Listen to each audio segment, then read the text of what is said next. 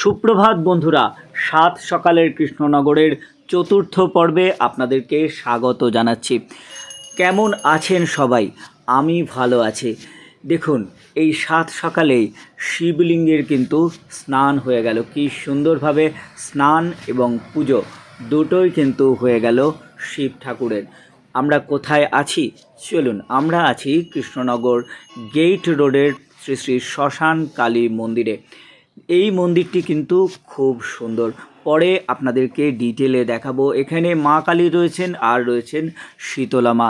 দেখুন, দুটো প্রতিমাকে আমি আলাদা করে দেখাচ্ছি। খুব সুন্দর পুজোর জোগাড় যন্ত্র চলছে। এছাড়াও মন্দিরটিতে রয়েছে রাধাকৃষ্ণ এবং বজরঙ্গবলীর বিগ্রহ।